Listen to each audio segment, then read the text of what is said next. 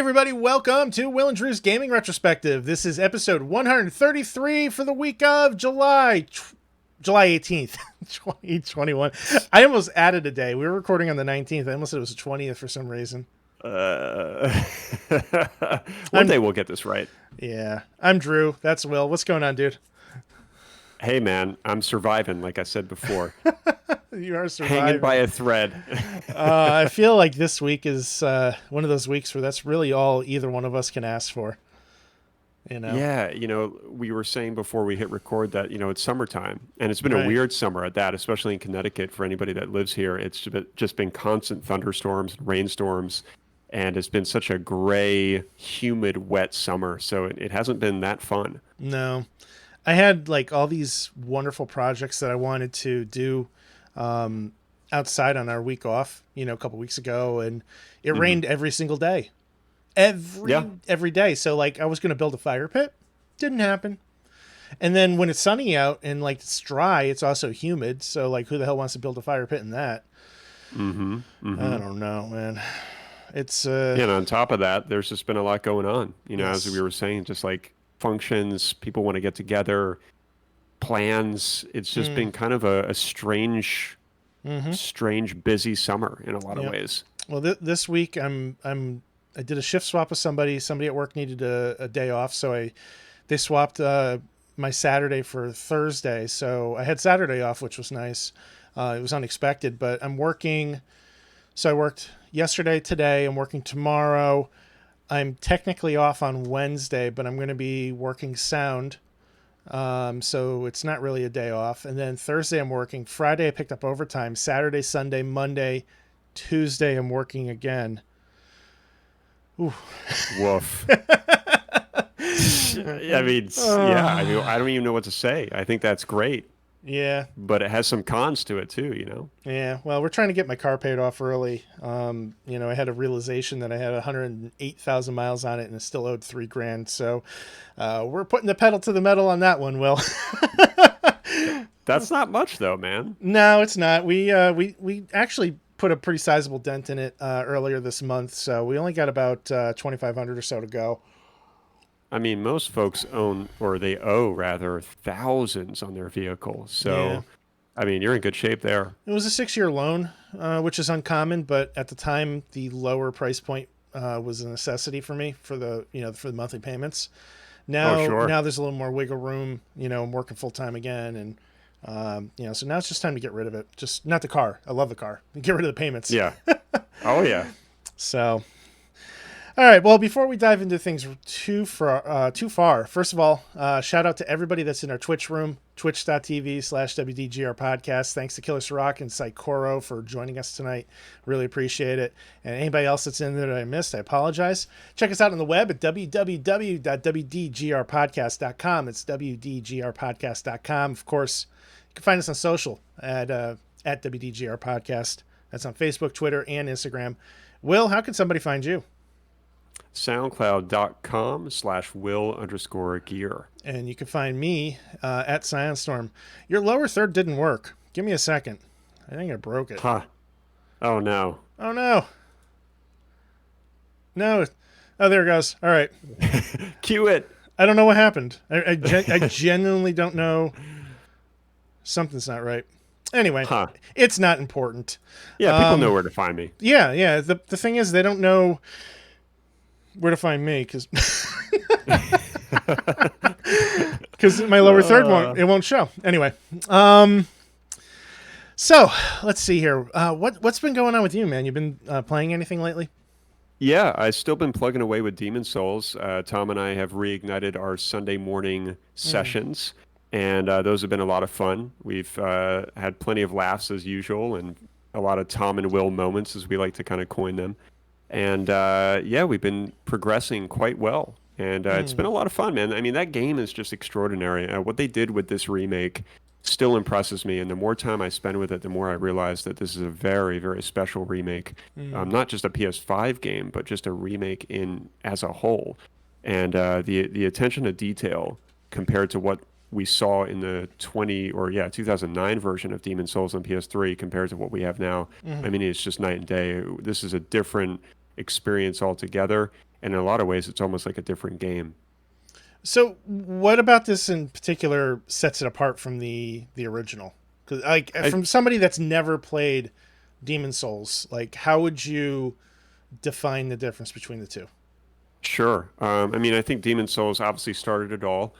Uh, and with the PS3 version, it basically it operates well and it still looks good to this day. But with the remake, not only did they build this game from the ground up, they added new features, they added new sounds and effects, and it honestly feels like a new Souls game altogether. And this is something that Tom mentioned because I said to him on Sunday, I was like, "Hey man, like we never really talked about this. This is a beloved game of ours.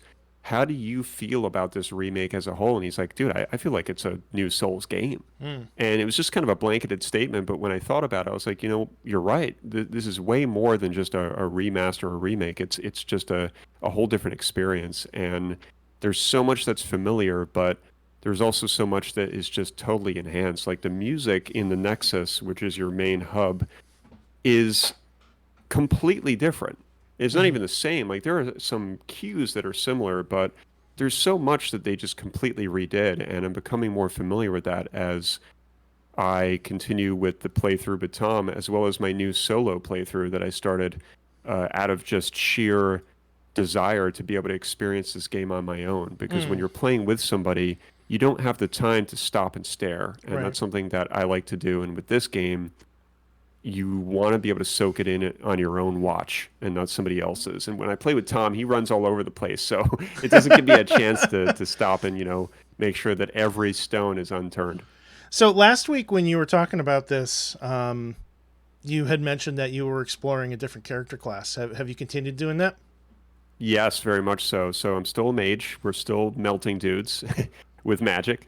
And I decided to do that on my solo playthrough. I picked the same build that we've been building on our Mm. co-op sessions, and it's been lovely Really? just to be able to walk around and take out my little catalyst and just soul spear dudes. It's a new experience for me, and I think that's making the game sort of wholly new and organic for me because I'm Mm. so used to a sword and board setup as a knight. To be able to transition into a magic build that I'm so unfamiliar with is just, well, it's refreshing. What are some of the character classes outside of a magic build and a warrior build? Yeah, so you have warrior, you have knight, you have cleric, I believe, which is a form of a mage. You have a traditional royal magician, which is, I think, what I chose on my solo playthrough. You also have, I think it's like barbarian or naked or something, where you basically just, I think you're like literally wearing like a, no, deprived, I think is the name of the class, and you're wearing like a set of diapers and you just have like a club. I think that might just be Dark Souls 1, but I'm trying to remember now all the classes. I think there's Well, also, I know that oh they man, they do some crazy shit with like trying to get you to play it on the hardest difficulty with like starting out bare bones. So maybe it's one of those. could be.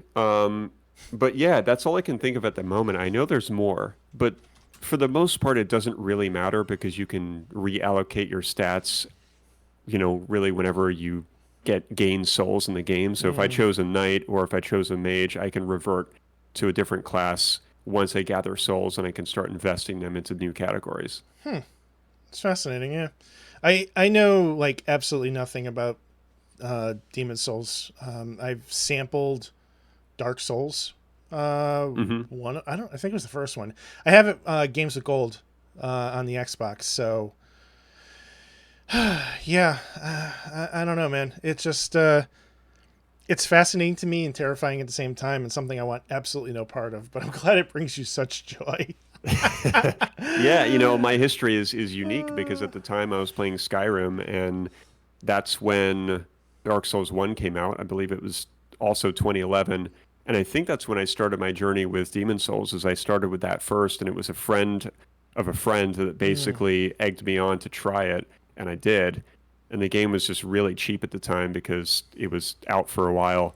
And that was my entry point was Mm. Demon Souls for PS3. And at first I didn't really like it, but I stuck it out and I kind of followed his lead quite literally playing co-op with him.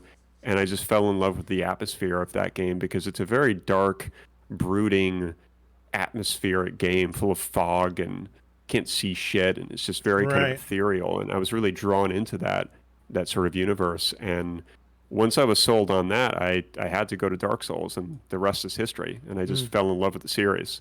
I mean, don't get me wrong, the difficulty is, tough as nails, and it'll make you want to cry and quit gaming forever. But mm. there's something that keeps people coming back, and I think it's that sort of classic challenge that is so hard to find in modern games.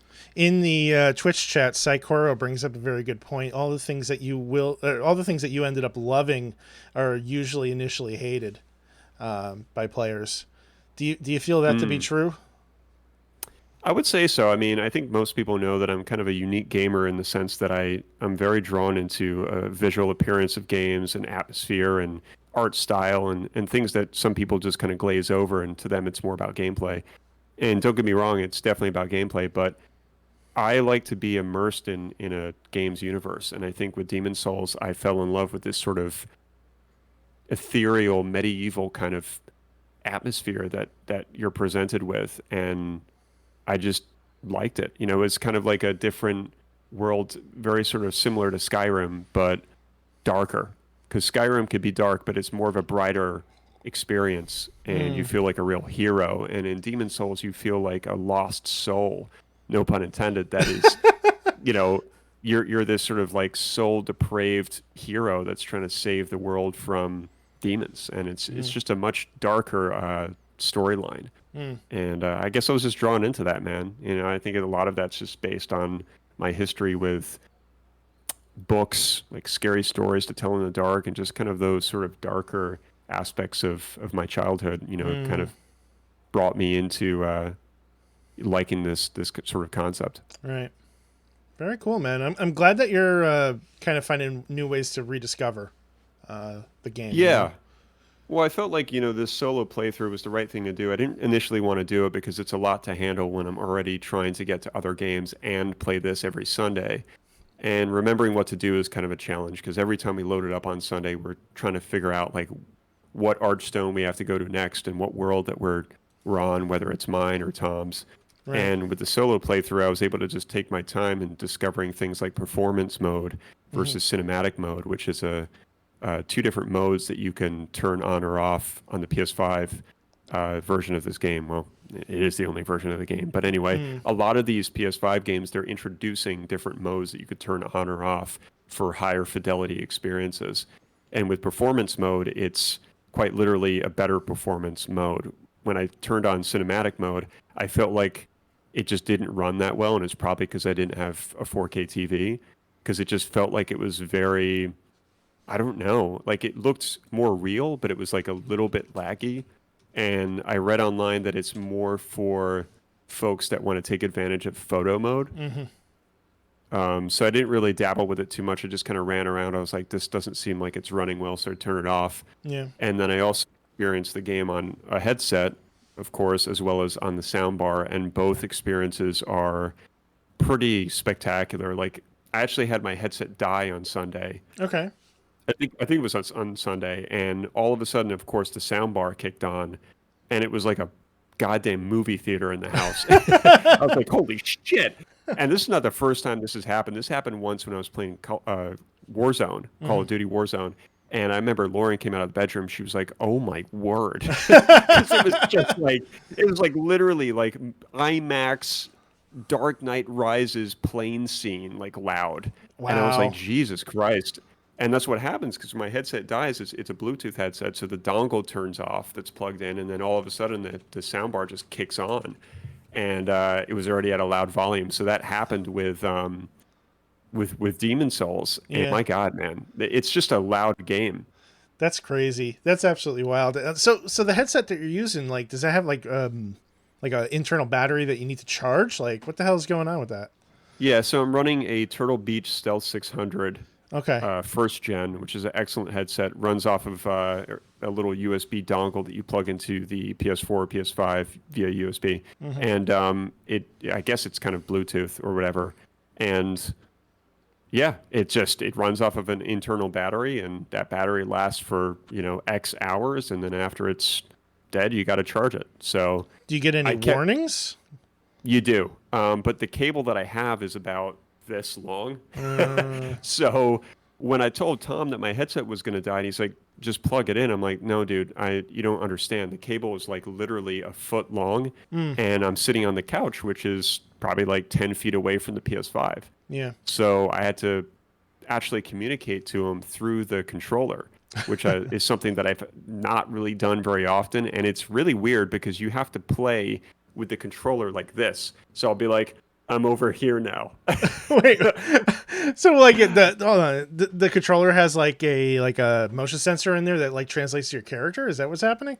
No, so the PS5 controller, they introduced a built-in microphone where Oh yeah, yeah, yeah. with a speaker, and I'm pretty sure PS4 had the same thing, but they introduced it, I guess, more heavily with the PS5 controller, where if you don't have a gaming headset or a headset at all, you can use your controller to communicate with your friends. Mm, But it doesn't work that great. I mean, his voice sounded impeccable because he was still using his headset and his right. voice coming out was fine, but he said that it sounded like I was talking through a tin can. So that's not a very good sign for Sony because they're putting out a modern console, and if they're saying, "Hey, you can use this controller as a headset replacement," then why should I sound like I'm talking through a can of, Right.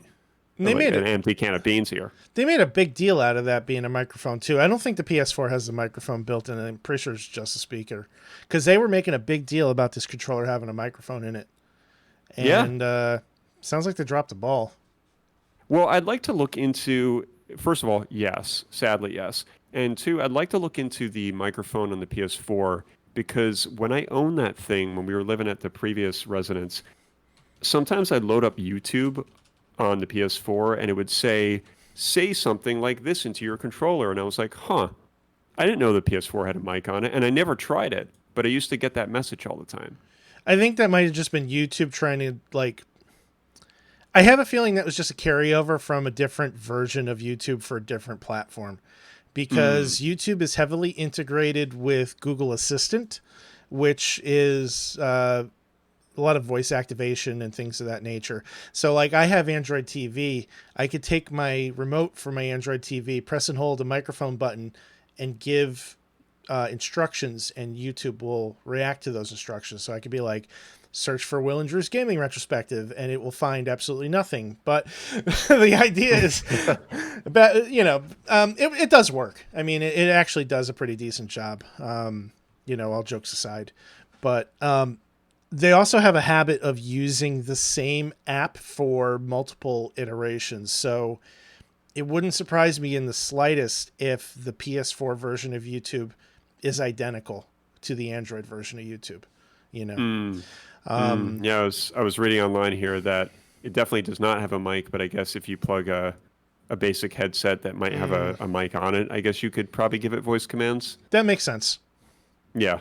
That makes sense to me because I think the Xbox version of the app works that way. Because the Xbox doesn't have a microphone in the controller or a speaker for Hmm. that matter. So, but yeah, you could definitely you could give voice commands to the Xbox through a headset. It does do that. That makes sense. So, well, man, I'm But glad. yeah, Yeah, it sounds like you're having a lot of fun with this game.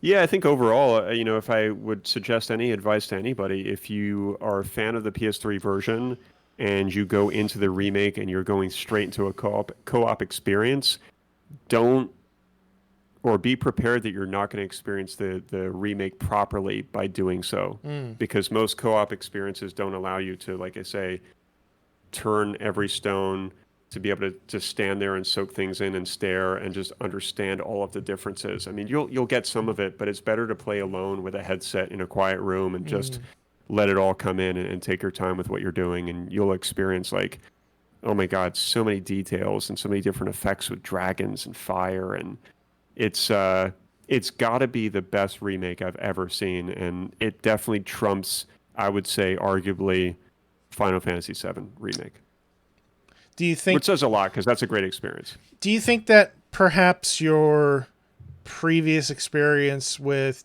Demon Souls on the PS3 might be clouding that opinion, though? Like, I feel like you have more attachment to the franchise than you do for Final Fantasy. I think you raise a good point, but I would still say no. Okay. If I didn't have any history with PS3, Demon Souls PS3, Mm, I would still look at the two and say that this is a better remake because it just is. right. Visually, performance-wise, it's stunning. I don't even understand how they did it, man. Like I'm kind of curious as to how many years they worked on this game. It's got to be well over 3, 4 years. Was this Blue Point again? Yeah, Mm. yeah.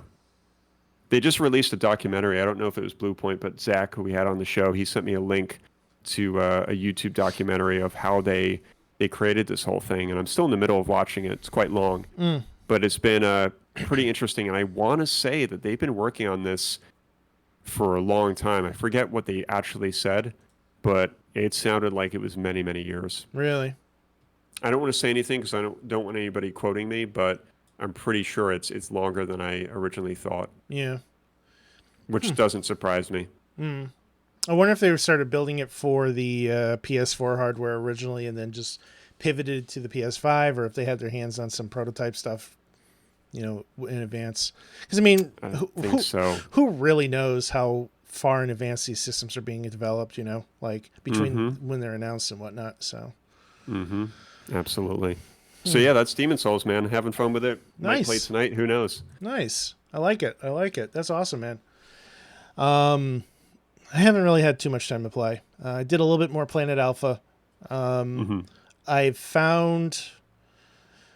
found parts of the game that be getting a little bit frustrating. I talked about this in our Discord room a little bit. The comparisons to Inside and Limbo I think are still very apt. Um, but there's been a couple situations where the game kind of throws things at you blindly. So, for example, there's a section where, and I guess this is kind of potential spoiler alert, but I'm going to try to keep it vague. You have enemies that are chasing you, and you're running away from them. You don't have the ability to fight back. All you can do is run and use your environment in your favor. So I'm running from these enemies, and there's this whole section where these platforms that I'm standing on start to tumble over.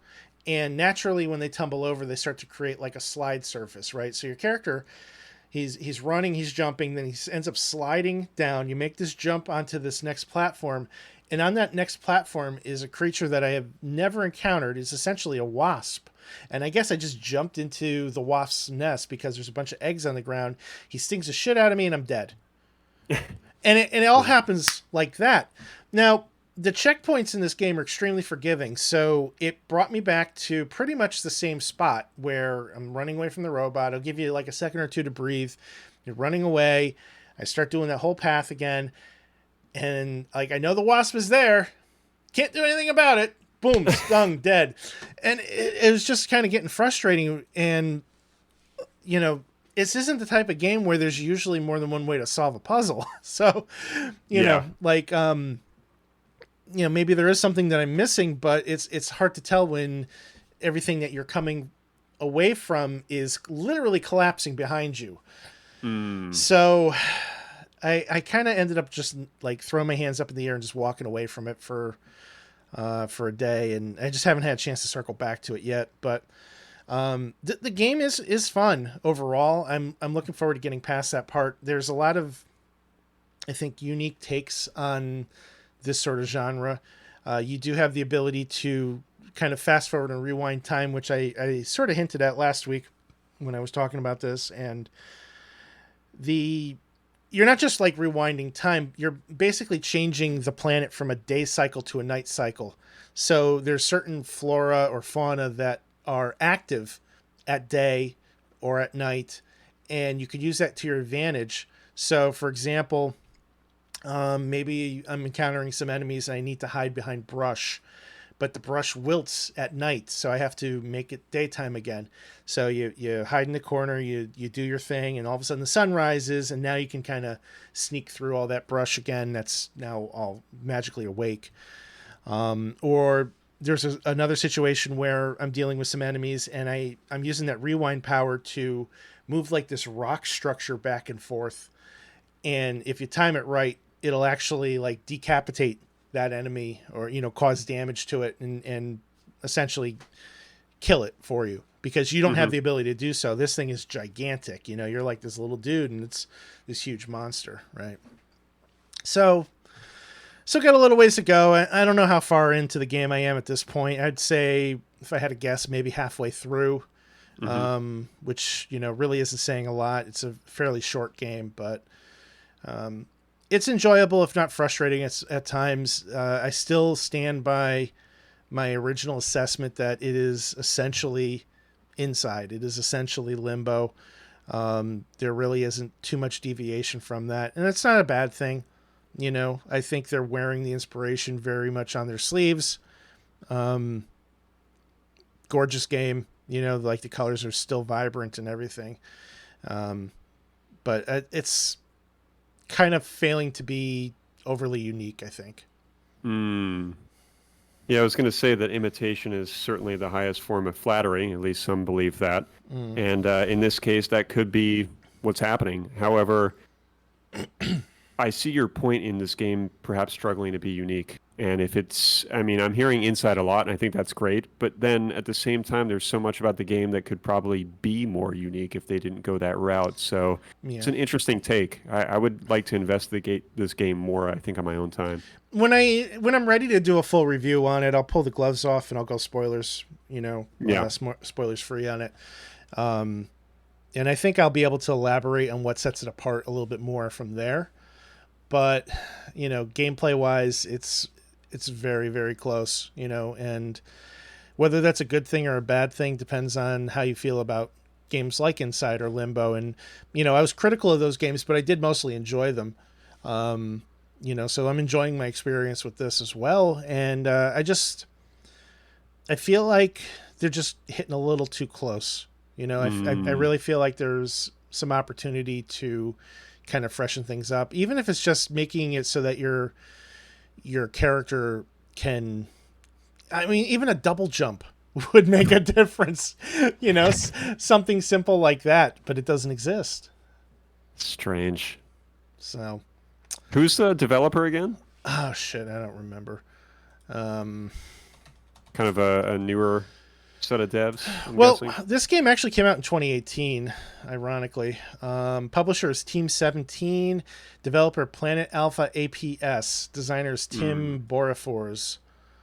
Okay. Um, I'm not familiar with any of these dudes, um, but it was originally released, I think, on the PC in 2018. I'm not sure when it exactly made its debut on Xbox, but it was Games with Gold for the month of July. So, you know, if anybody's listening that and they do have Games with Gold or even Game Pass, you'll have access to it with that too. Make sure you grab it before you can't. I think it's still available as of this recording. So, Okay. we're checking out, but not a new game. Neat. So let's see here. You have something listed here, Pubg Sale. You're gonna have to elaborate. Yeah, so I think I mentioned last time about my whole Warzone experience that I'd like to try PUBG, but I don't want to spend 30 on it. So Mm-hmm. I think it's on sale for 20 right now, but I'm still going to wait because again, historically it's been free on PS Plus and I think it's been even lower than 20. Mm-hmm. So I'm going to wait. I'd still like to check it out. And as far as Warzone, I made a note here, sizable update. Every time I've turned on my PS5, I keep getting an error message saying that I need to free up more room because there's an update. I'm like, you've got to be kidding me, man. I have like no games installed on the PS5, and I still have to delete something to make room for this goddamn update. Oh my And I'm like in god. protest mode right now. Like I won't do it. Like, and I know that I might have to because my buddy at work is like, "Hey man, when we jamming again?" I'm like, "Shit." Oh, I was hoping you'd forget. So never Mondays for obvious reasons. We do the show, and then usually after the show, I check out for the night. But I know he wants to play tomorrow, and I kind of hope that I can play without doing the update Mm. because I don't want to delete a game, and Well, I don't want to do it out of principle. Like I got Skyrim on there installed, and I could probably easily uninstall that because I'm not really going back to that. But it's the principle, Drew. I want Skyrim to be on my hard drive because at any moment's notice, I might want to be a vampire lord and I don't want to wait to do so. I want to be able to do it on my own accord, and I don't want to delete one of my most beloved games oh for a my game that god. I mostly hate. So I that's kind of mean, my rant on Warzone. can you do like a hot swap kind of thing where you uninstall an app just to get the download installed and then reinstall your game? Sometimes sometimes the install packages are so much larger than the actual content that it's like you need temporary files to install, and then once the installation's done, you don't need that much space anyway. I'll tell you what's even, what grinds my gears even more, Drew, is like I can't get the notification to go away. So it's like every time I hit the home button, there's like a little red, notification that says, hey, you got to do this. And it's every day. I cannot get it to go away. So Oh man. I might either have to do it and delete something or just delete the entire game. And then tell my buddy at work, like, hey, man, my internet's down. I just can't do it. Or I tell him the truth and say, listen, man, I want to play with you, but we're not going to play this game anymore because I refuse to do this update. I wonder if It's just ridiculous, though, how many gigs these games take up, man. did Sony ever open up the external hard drives to this PS5 yet? I think, but don't quote me on that either. I'm looking it up now because I know they said it's compatible, but I don't know what you can do with a formatted USB extended storage drive. You can store PS5 games. All right, so in order to play a PS5 game, it actually needs to be on your internal SSD. So Skyrim, I'm guessing, is PS4, right? Yes. So you can play it from a USB drive. Yes. I will share you the official line from Sony, and Please do. if anybody in the chat is interested, there it is as well too. So basically, you could store PS5 games and PS4 games. You can play PS4 games directly from USB extended storage, which lets you save space on your PS5 console for PS5 games. If you want to play a PS5 game, you need to copy your game data from your USB extended storage drive back to your PS5 console's internal SSD. They say it's actually quicker to copy. Okay, so this is normal. It's quicker to copy a PS5 game from USB than it is to re-download it.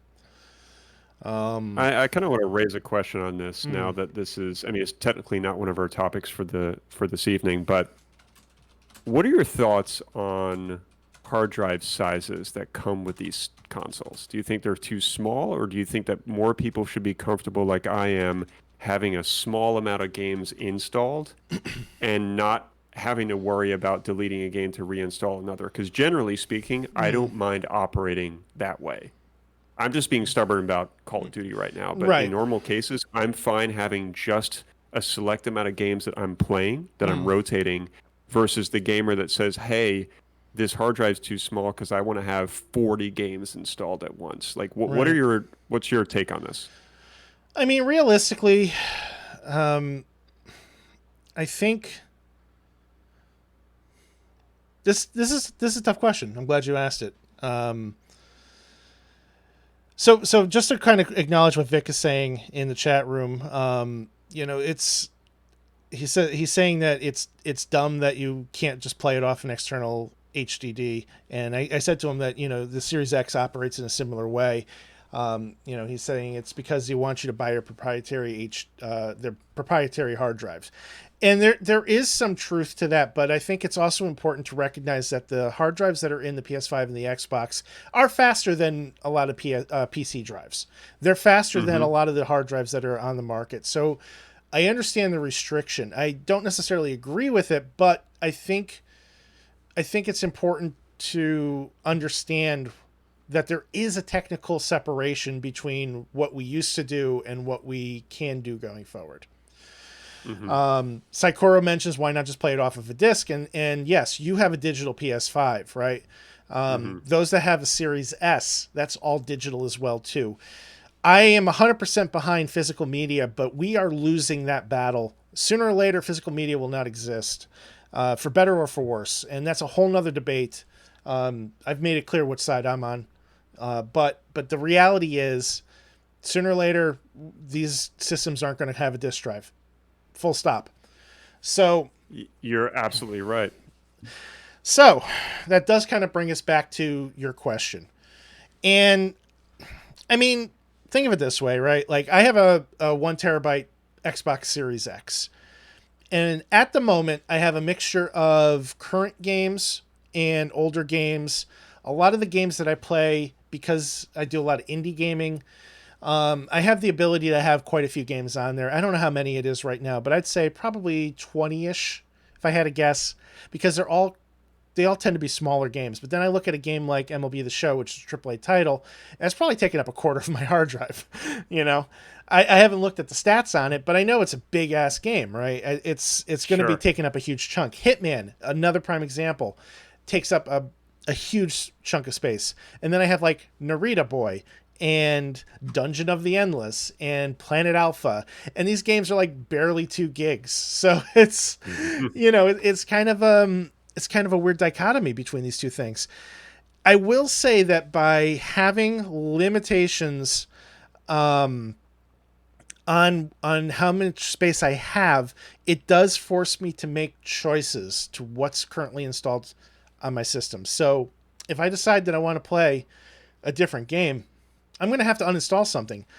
And the Xbox does a pretty good job of showing you what you played recently and what you haven't.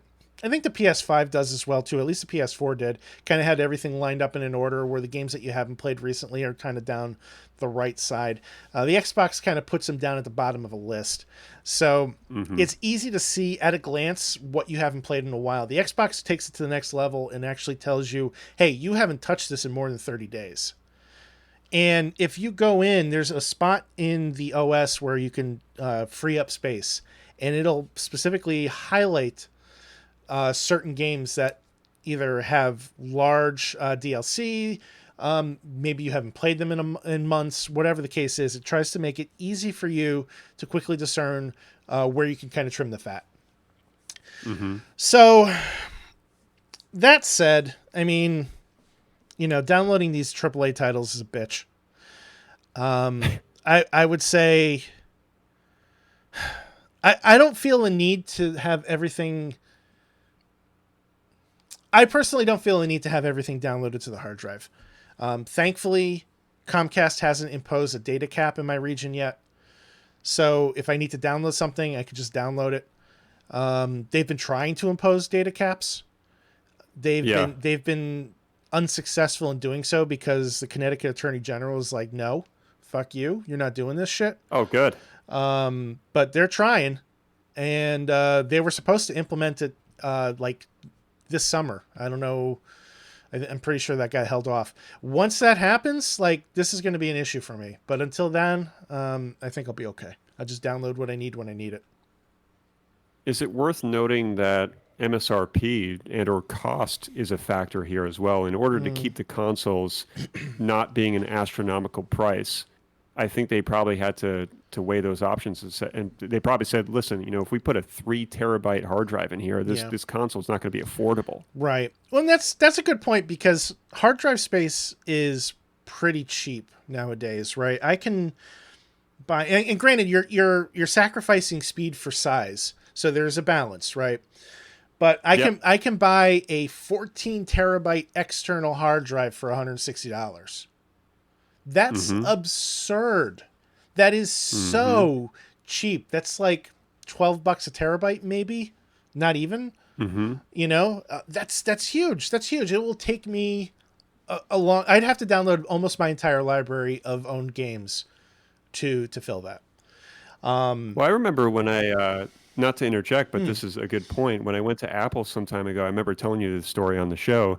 I was kind of dumbstruck because I was just like, well, hang on a second. Why is there such limited hard drive space on these mm, brand new iMacs? And they had to explain to me that it was due to cost of the SSD. right, Because it's an SSD drive, Apple just ended up using smaller ones because they're more concerned about speed. right, And their answer was like, well, if you have a lot of photos, you can walk right over there and get yourself an external hard drive. right. And I was like, oh, okay. So And that's the world that we live in now. yeah, I mean, Windows is in the same boat too. Like, and to some degree, so are the game consoles.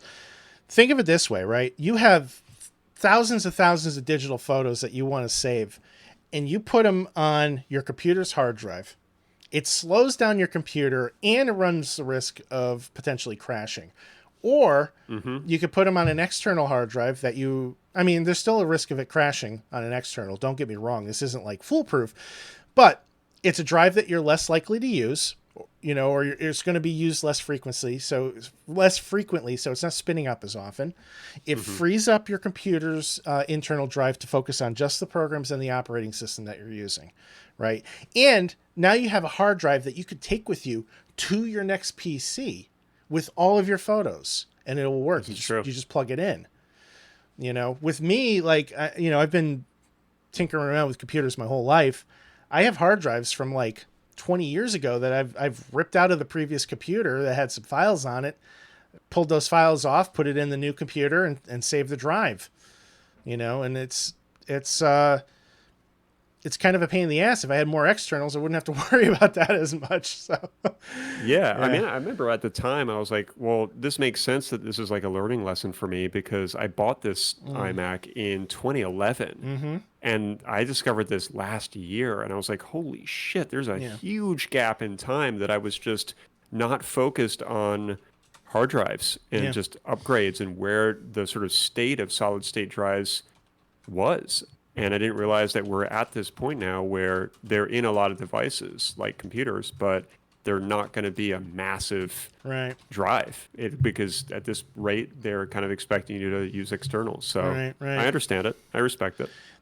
I don't know. I can't speak too much about how Sony handles this. Outside of what we've already discussed. Let me see if I can bring up this link again. Okay, so yeah, so you could store PS5 games on the USB drive. The Xbox lets you do that as well too. So I could buy that 14 terabyte drive and everything, download it all to that drive.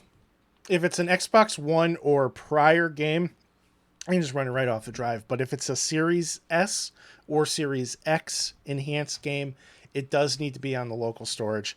And Digital Foundry, when the Xbox launched, did a whole slew of videos comparing the read-write times of these hard drives, how quickly it transferred files from one to the next. They compared different types of drives. They did mechanical hard drives, SSDs, NVMe's, everything. Like it's just absurd. The technology in hard drives, it's mind-blowing now. There's so many different types. Back in the day, there was one. It was a platter. It spun. If you dropped it, you were fucked. Now it's like you can buy a hard drive. It's like it looks like RAM. It's absurd. Mm-hmm. Mm-hmm. But the smaller and the faster you get, the more expensive you get. So Yeah, I can tell you firsthand after this whole experience, I decided to buy an app called Clean My Mac, and I cleaned up all these, just distorted files and stuff that was hogging up space. And there's a little feature in there called Space Lens, and it gives you an actual view of what's taking up most of your storage. And I cleaned all that shit off, put it on an external, and now all of my programs run better, especially my music software that is just such a slog to get through. Now it just runs like a dream. So there was a lot that I had to learn because I was spoiled just yeah. putting everything on this thing. And then, years later, I'm just like, why is this running like garbage? Now I know why. Do you have a solid state drive in there or like a regular hard drive? Regular. If you were to upgrade, I don't know how easy it is on the iMac, but if you were to upgrade to a solid state drive, it would just be the fastest thing you could do to that computer. Well, I have good news. It's possible. Yeah. I would recommend it. And they're not that expensive. Like No, they're not. you can get half a terabyte for like $30, $40 on sale. If you want to get like a good brand, 1 terabyte would be around $80, $90. Sure. There's so many options, and there's just it's like I was talking with somebody in another chat. He's looking to upgrade his Intel computer, and he's talking about moving from an i5 to an i7. I'm like, dude, what kind of hard drive do you have? It's like, oh, just regular hard drive. I'm like, swap that out, put an SSD in, you're done. You'll be fine. Mm-hmm. Mm-hmm. So, if you're doing like a parent situation where you're just checking email and browsing the web, you don't need it. But if you're doing stuff, music, podcast, gaming, whatever, definitely worth it. Yep. So that is Will and Drew's hard drive talk. Yes.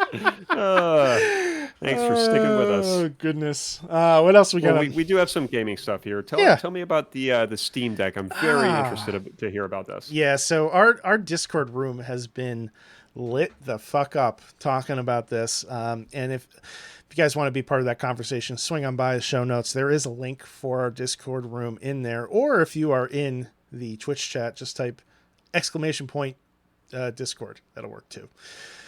So Steam Deck. It is a handheld computer from Valve. It looks very similar to a Switch. It's got an LCD screen in the middle, two thumbsticks on one on the left, one on the right. You know, very very common control scheme, right? And there's two thumb pads just underneath the analog sticks. I believe those are for like touch controls. And it has access to your entire Steam library. And they're starting at $399, which is what, $50 more than the Switch OLED, I think. I think so. They have different models that have different features, different hard drive space, things like that. But this is essentially a pretty powerful Linux build computer that I think people are very excited about because it gives a lot of potential to potential modding community. Most of the people that I've spoken to, like, they're excited about having access to their Steam library in a handheld, but they're more excited about the possibilities of what the community can do with it, because it's going to be if it's not crackable, it will be cracked. Yes, I can certainly see that, and I apologize if you mentioned this already, but is this thing dockable? No. So Okay. I think you can display it on the TV, but it doesn't have like a dock specifically.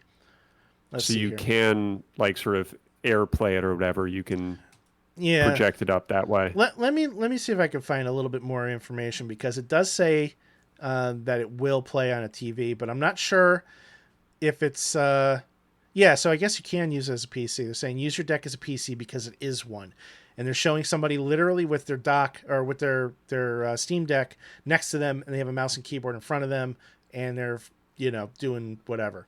It could be plugged into the TV if you have the right cables. I guess it uses a USB-C wire, which can carry video, audio, etc. Just plug it in your peripherals or use the official dock. So there is a dock. So I apologize for the misinformation there. There is a dock that you can use. Okay, this is good news. Yeah. This is really good news because I'm not, everybody knows at this point that I'm not a huge fan of handhelds because I'm not really a on-the-go gamer. But man, I could say the screen looks glorious. Yeah, it's sharp looking. I guess the dock is something that's going to be sold separately. They haven't released too much information on that yet, which is kind of why it fell under my radar. But I mean, like, you have and they're showing like actual gameplay pictures, in their images. So like if you go on their main page, steamdeck.com, like they're showing somebody playing Jedi Fallen Order. And there's a thing there that Dude, says it God, it looks so good. actual gameplay running on prototype hardware. Like, if this is how good this is running on prototype, like, I can only imagine what it's going to look like on the final version, right? I've been watching this clip. I don't know. I probably watched it like 50 times because I've just been watching it the whole time you've been explaining this. And I've just been sitting here thinking, why don't I listen to Drew? Why am I not playing this game right now? I mean, look at it. So you should It's raining. You're on a train. uninstall Skyrim, uninstall Call of Duty. Dude, I might, man. I mean, my God. It doesn't even look like a game. Dude, you know how like 2 weeks ago you were talking about having fun with a video game? And you were talking Yes. about Astro's Playroom, right? And how much fun and how much Yes. joy that game brought you. I think you'll have a similar amount of fun with Fallen Order. I really do. It's obviously not the same type of game, but that game is fun. It is so much fun to play. Holy crap, it looks so good. I It mean, I don't is. need to tell you that twice, but like, geez. And that's like the first stage. Like, that's like within 30 minutes of playing the game. Like, that happens. Maybe I did play this I think you sequence did. already. I probably did. I think you did. But maybe the guy playing is just doing cooler things, like with the lightsaber, and I was just probably running with it or something. Let me just run up to these dudes and slash them. So what was the other what was the other Steam situation before this? Was it the Steam box, the Yeah. Valve box, or something like that? So Steam has or Valve has a history with peripherals and hardware, and it's not pretty. They have done, I think it was a Steam box, like you said. Let's see here, Steam box, and that was basically a PC, but Yes. so they called it a Steam machine, and there were a few different variations of it. It's supposed to be just something you put like right underneath your TV. It was basically like a legit console, and it just never caught on. It flopped. I don't know if it was a price thing or what it was, but it just never worked out. They've released a Steam controller, which I actually got mine from Vic. I think I paid like 10 or $15 for it. He bought it, never used it. I bought it off of him, never used it. It's just not great, man. It has a single analog stick and the four buttons that we're used to, and you have your triggers, and then above it are two circular touchpads, which are supposed to be kind of like a halfway between a direction pad and an actual mouse. And they function well, but the controller it's just not great. It's just missing. It's missing that something, right? And then they came up with this other device called the Steam Link, which is very small. And this is one thing that I'm surprised didn't catch on bigger.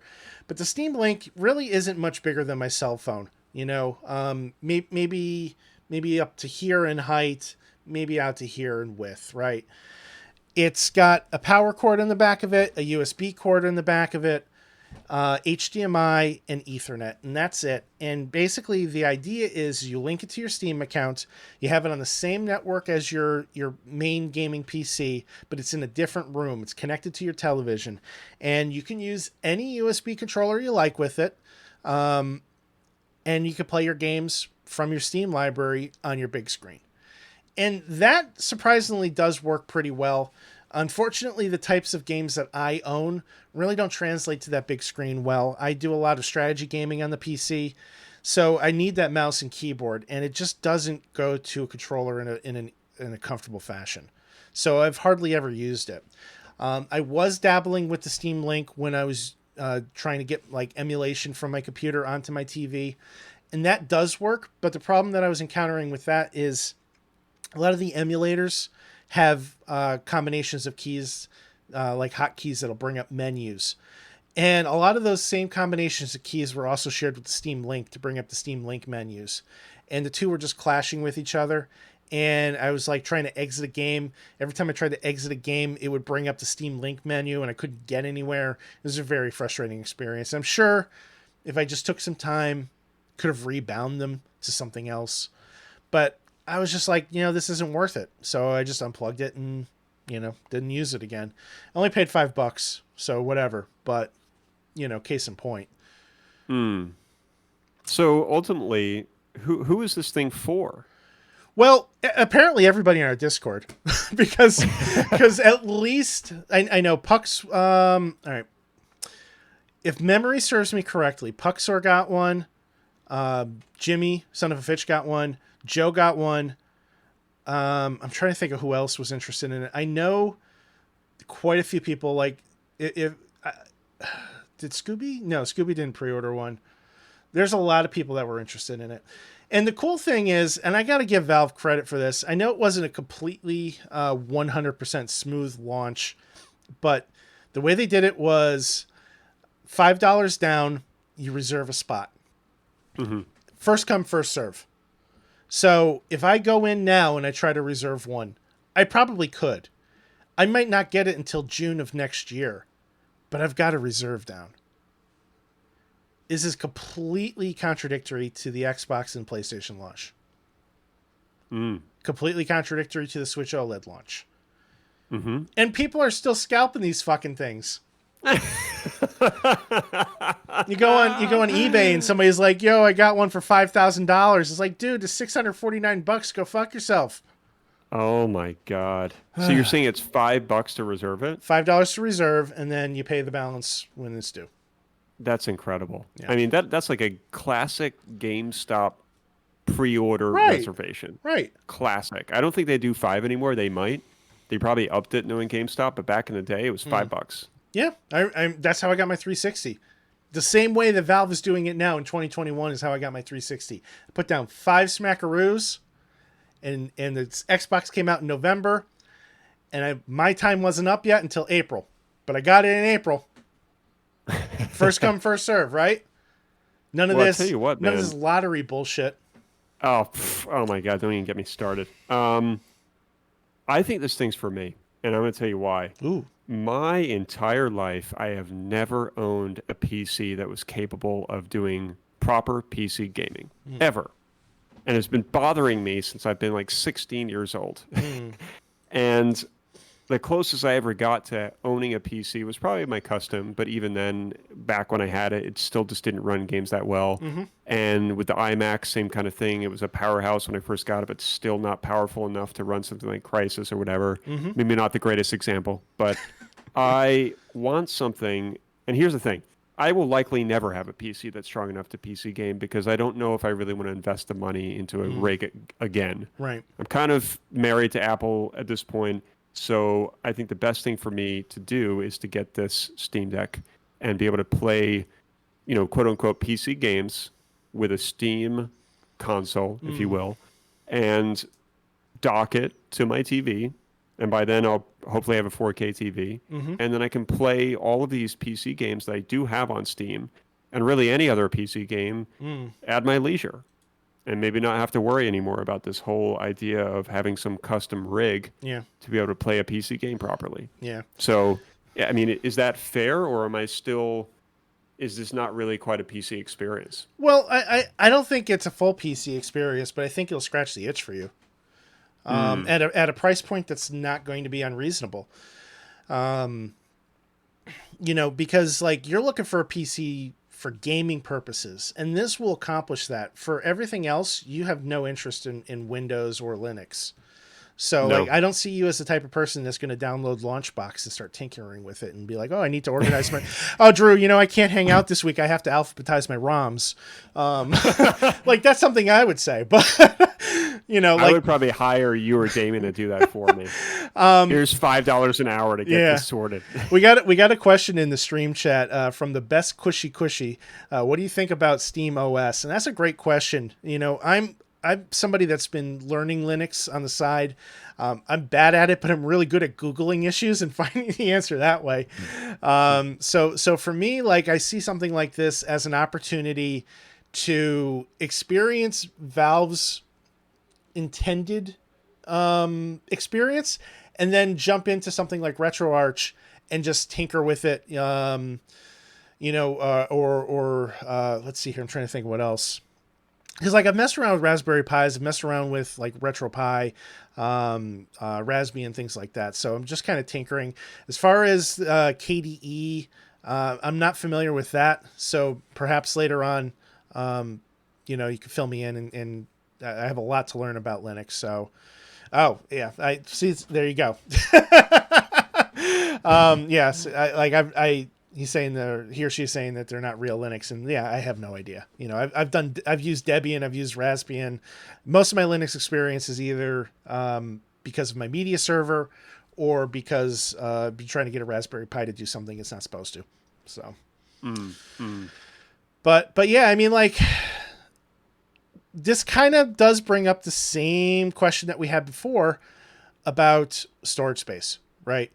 We have 3 models. There's a 64 gigabyte, 256 gigabyte, and a 512 gigabyte. And to the best of my knowledge, this is non-expandable. I don't believe they've announced any intention to allow you to plug or modify the hard drive in there. I could be wrong. So if anybody has any more insight into that, please let me know. But I can tell you right now, Call of Duty won't fit. So. Oh goodness! But I mean, I've always seen PC gaming as like if you do it right, you have a nice custom rig, you have a really high-end, 4K monitor that has a great resolution, all that stuff. That's how you experience PC gaming, and I wonder if this really is the final breaking point that's going to get people to get into PC gaming without having to go that route. Because if most TVs now are 4K, then essentially, I guess you're just hooking up a small PC to your 4K television. You're generally having the same experience. Or you can hook it up to your monitor. I like Mm-hmm. the fact that it even says on the dock area that you can hook it up to an old CRT. Mm. I think that's classic Valve right there. I'm wondering what kind of wiring you would need to do that. Like, I'm trying to think Yeah, if there's a USB-C wire that turns into RCA, that would be fantastic. RCA or what, like DVI or VGA or something. Well, you still need to output the sound, so RCA would be the That's true. easiest way to do it. I don't know. I mean, look, if Valve is going to build it, people will figure it out, right? And if there Hmm. isn't Hmm. an official Valve solution, there will be an aftermarket solution. Steam has a rabid fan base for, I think, mostly good reason. I Hmm. think they're a strong marketplace. They have good support. They've been building goodwill with the PC community for, 2 decades now. So I think there's a lot of potential here. I am skeptical of their ongoing support of the Steam Deck because of their previous history with other hardware. But if the quality of this device lives up to the promises, I'm not sure it's going to matter because the modding community will take it from there. Yeah. And I think another good point too is, gaming laptops have been around forever, but no one's gaming on a gaming laptop on a subway or Mm, on a train or an airplane or whatever. And to those that are, God bless you. But right. I think that this kind of breaks the chains of being tethered to a PC, which, the Steam sort of, universe, you have to be on a computer of Right. some sort. Right. So this is giving gamers the opportunity to experience Steam's library Yeah. on the go. Yep. And I think that that aspect is pretty appealing to a lot of folks as well, because I'm still in my head thinking, who's this for? Mm. Yeah. I think that this is an interesting situation. Like as a gamer, how do I look at this? Is this something that I think I'm going to want? And I think for me, like I'm still going to kind of pass on this one. I think for now, not because I think it's a bad product, but just because I know like my habits with PC gaming and with handheld gaming, quite frankly. And lately I haven't really been doing either. Like I don't have a need to sit on the sofa to play Command and Conquer. And regardless of how good the experience is with the Steam Deck, I don't think that that's going to change. Like I want the mouse in my hand. I want the keyboard at my fingertips. But Hmm. if I were playing games like shit, let me just bring up my Steam library just to kind of see what I already own. I guarantee you it's going to ask me to update it because I haven't fired this up in months. Oh, sure. But like, I have some like quirky indie games in there too and um you know, any day now. Here we go. Do you think there's a Oh nod to no, the it's asking Switch, for my from a password. design? Do you think there's a nod to the Switch in terms of a design perspective? Yeah. I mean, I think the Switch kind of set the standard for what is acceptable for a handheld in Yeah. in Yeah. 2021. And if you not just looking at the Steam Deck, but if you also look at some of the handheld knockoffs that have come out that are like Android builds or even other Linux builds, they all kind of follow that same mold of the screen with the controls on the side. Even like the Razer Kishi, which takes and clamps around your phone, it does the same thing, and that's built for Xbox and Game Pass's cloud service. Hmm. You know, Hmm. so yeah, it certainly is a nod. Whether or not it's a, I don't think it's enough to disrupt the Switch though. Like the markets are different. You know, Yeah. it's just two completely different markets because Nintendo is always going to have that audience. Nintendo is always going to draw. You know, um, this is different. It's just a different core group that they're targeting. What is Yeah. is there It's those old crossover? Valve heads. Yeah, I mean, there's going to be crossover, but it's not going to be Perfect. Mm-hmm. Let's see here. I think I finally got into my Steam account now. So let's take a look at the library. Uh, yeah, Steam news. Yeah, I don't. I haven't been using my computer for gaming in ages. Mm-hmm. But yeah, like I have like oh shit, I forgot I bought NeoCab on here. I haven't played it yet. Whoops. Let's see here. I have all the Valve games, Portal, Orange Box, all that stuff. Prison Architect, I put hundreds of hours into. Mainlining was a pretty cool indie game that I was playing for a little while. Mostly first-person games here: Quake, Doom, Rage, all that shit. And then it's all strategy games: Civ 5, Sins of a Solar Empire, Command and Conquer, shit like that. And those games, even like Surviving Mars, which has been put on console, just something about it just doesn't feel right in a controller. Mm-hmm. Mm-hmm. That's I've been just eyeing that game, by the way, for a while. Surviving Mars. Yes. It's worth checking out. It's good. Yeah. It's good, yeah. It's essentially you're like the first colonists on Mars and you have to build the foundation for a colony and you're gathering supplies to send them back to Earth while you're simultaneously bringing new people in and trying to keep everybody alive. And there's no like you're not dealing with enemies, you're dealing with the elements. So, the harshness of space is your enemy essentially. Sure. Finding water, finding things that you need to live. But it's a good game. I've enjoyed my time with it. Cool. Yeah. Very cool. So, Well, I'm interested to see where this thing goes, man. I'm not going to pre-order one by any means, but I think that my ears are perked. yeah. I mean, I think the nice thing with this whole situation is Valve is asking for $5 to put your name on a list. And if the thing comes out and it tanks, the reviews are bad, you get your $5 back. Yeah. You're not like obligated to buy. You just cancel your pre-order and the next person in line gets theirs instead. That's probably the best part about this whole situation. Yeah. I think so. Instead of having to, say, hey, like you got to pay for it in full, Right. months before. No one, I mean, some people would pay $6.50 or whatever, Right. but a lot of people wouldn't, especially when it's something brand new. Yeah.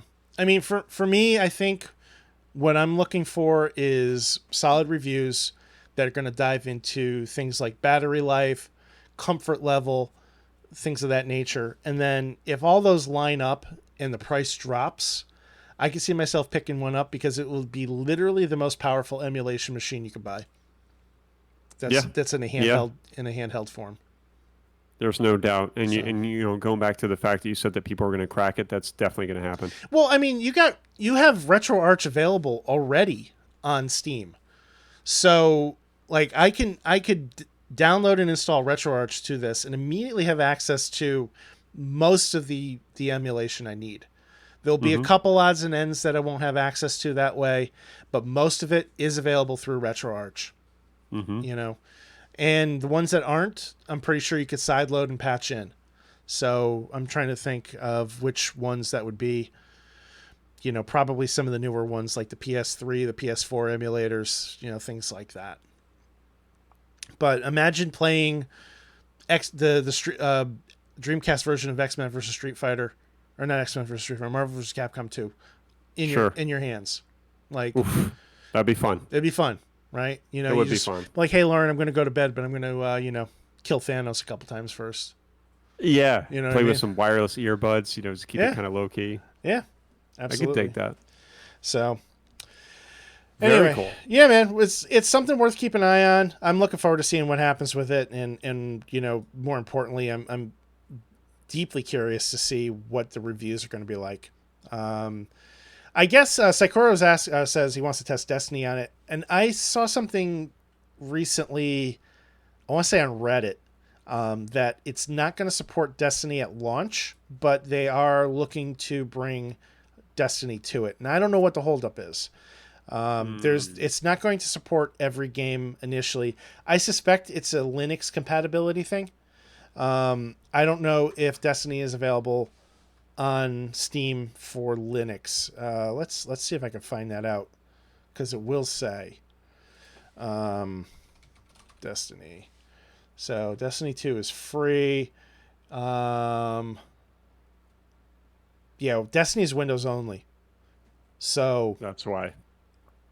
I think that's going to be the thing right there, is you have to make sure these games are compatible with Linux, because Steam OS is built on a Linux architecture. So, Yeah.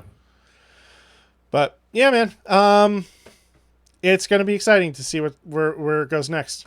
I'm very curious, and I'm thrilled that we have so many people in our Discord room that are interested in it. I'm looking forward to hearing their first hands-on reviews. I think it's gonna be fun. Yeah. Yeah, So, I agree, man. well, what do you say we wrap things up for the night, man? Yeah, we can wrap. All right. First of all, quick thank you to all of our Patreon supporters. Really appreciate you guys supporting us. Keith Salinger, Nick Naylor, Shannon Willis, thank you so much for your support. If you would like to support us on Patreon, $5 a month will get you access to a bonus episode each month where we cover a video game movie. This month is Tomb Raider 2018 release, and we're going to be doing Super Mario Brothers for the month of August, so that should be fun. You also get access to behind-the-scenes photos, exclusive Discord room, and so much more. So head on over to patreon.com/WDGR podcast if you'd like to support us for $5 a month. Outside of that, you can hit us up on the web at WDGRpodcast.com. We're on Facebook, Twitter, and Instagram at WDGR Podcast. Will, how can they find you? SoundCloud.com/Will_gear. And you can find me on Twitter at ScienceStorm. And just want to thank everybody for being a part of the show tonight. Thank you to the Twitch chat. Really appreciate you guys tuning in. And thanks everybody for listening. We'll see you next week. See ya.